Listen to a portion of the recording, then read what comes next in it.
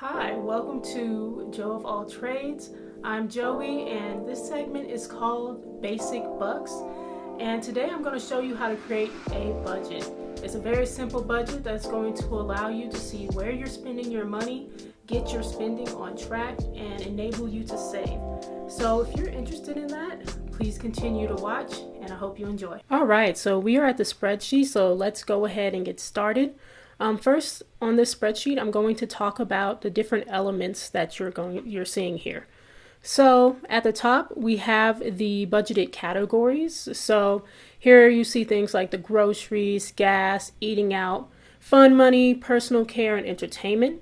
So these are just the things that you're going to make monthly contributions to. So these things can vary, but you still want to make a top budget so you're ensuring that you are still saving every month. At the bottom, you see on the left here, we have your income. So this is going to be, the money you bring in every month, hopefully consistently. And then in the middle here, we have your fixed expenses. Those are going to be things like rent, utility, your phone bill, car insurance, possibly a car note or other debts that you are trying to repay. So we're going to put those in there, and this is going to help us figure out how much we're going to save from our income.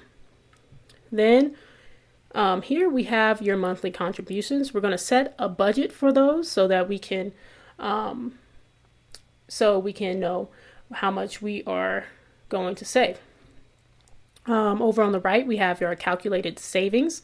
So this is the money that you should be able to save if you follow the monthly contributions and the fixed expenses from your income. Now on the right, we have your actual savings. You can see that I have a sort of condition to this cell. So when you are saving more or the exact amount from your calculated savings, it'll be green. But if you save less than what you calculated, it'll turn red. This is just to help you see visually what you're doing every month, and maybe you'll go and look back at it and try to change things up there. So let's start filling this in, and let's talk about these different categories. So for this person, I'm going to imagine that they bring home $2,000 a month from their daily 9 to 5. And from their side hustle, I'm going to say they bring home $300 a month. So we can see from their income here that they bring in $2,300 a month. Now let's get to their fixed expenses. So we're going to say that their rent is $750 a month. Their utilities, let's put it at $120 a month. And let's say their phone bill is $50 and their car insurance is $70. Something else I'm going to add to this person's budget and their fixed expenses. Let's just go ahead and say they have a car note, and this car note is $300 a month. Now let's talk about their contributions.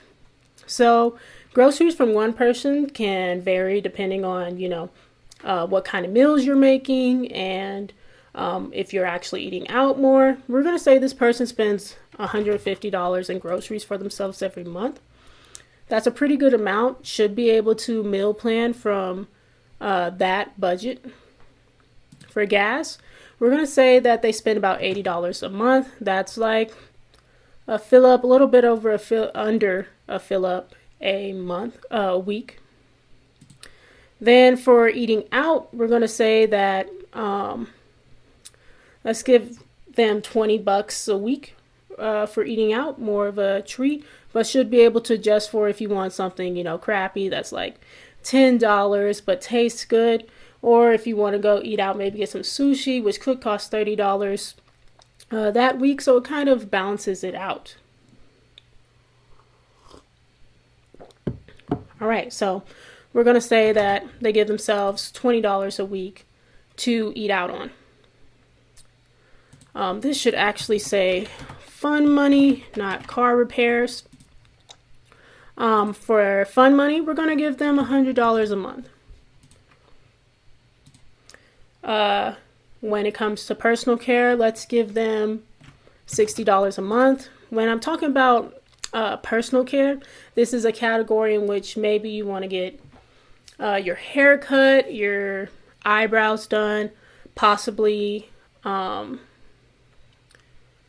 pay for your prescriptions. So that's what I mean by personal care. You might also have some monthly stuff, hair care products, lotion, things like that. So you want to make sure that you are accounting for that in your budget.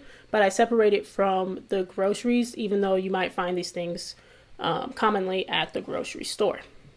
And then for entertainment, this could be, going out one night, when that used to exist, and going to the movies, things like that. This budget probably a little smaller these days, but in the future, hopefully it'll be a little better. So let's do $100 a month. So you can see that these calculated savings are, if you look at this formula up here, comes from your income minus your fixed expenses, then minus your contributions. So now that we have that done, you see that the actual savings right now still says over $1,000 in actual savings. This is because we have not input anything into these categories. So this is where during the month you're going to keep tally of how much you're spending. Okay, so what we're going to do here, let's say you go to the grocery store, you spend $25. So you see that here, this shows you the remaining amount of money you have for that month to spend. So it went from $150 to $125. So this is something you want to keep track of during the month. What I like to do is make multiple months in my personal spreadsheet and keep track of how much I'm spending per month. Try to compare the months to see that, see how I've been doing. Doing this instead of paying attention to your bank account is very much important, because with your bank accounts and your credit card statements, you swipe that card and you kind of just forget about it. You're not actually seeing the active spending. This is why I'm using Google Sheets, because Google Sheets is online. As soon as you spend this money, you can input it into the spreadsheet and know exactly how much you're spending, be aware, and be knowledgeable. This puts you into your budget. It makes you more aware of your money. So this is why you should do your spreadsheet online, where you can access it anywhere from your phone. So here you can put it in, see what you do. Let's go ahead and go over budget a little bit and see what happens to our actual savings. So eating out is something that we really do have a problem with. We will, go out, not want to cook, buy food on the way home, buy food at lunch. So this is a common category to overspending. So let's say instead of $80, we actually double that and ate out for $160. Fun money, maybe we made some Amazon impulse purchases. I know that I have, so we're going to go ahead and put in $120 instead. Personal care, probably did that just fine.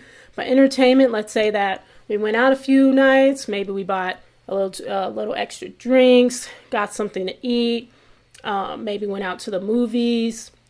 So we're going to say that we spent $150. So once we did that, we can see here on the actual savings, because we're saving less than the calculated savings, it went red. So that's what's happening there. Now, if we were to stay on budget, spending $100 here, spending $100 there, just fixing the budget back again, we can see that our actual savings is back in the green. So just to show how I did that conditional formatting, we'll go here, and I have two format rules. One is if the value is greater than or equal to our calculated savings, so you can go back in here and change it for yours, then it is green. The other rule for that is less than our calculated savings, then it's red. And so that's how you make those conditional formatting rules. So that's pretty much the basics of making this budget. This is very useful. You can just copy and paste the budget template over and over again to get different months. And you could just be mindful how much you can actually be saving during those months. If you stuck with me this far, thank you for watching. I really got into getting very deep into my budget because I was in grad school. I was making $1,300 a month and I could not figure out where my money was going. I was spending my money on necessities, and also a lot of Amazon packages were showing up at the door. So I really needed to make sure that I was spending appropriately and enabling myself to save, so I could transition to the next thing, easily and without much hindrance. If you enjoyed this content and you want to see more videos like it, please like and subscribe. If you have any budgeting tips or commentary, please leave a comment down below and share it with the community. Thank you for watching.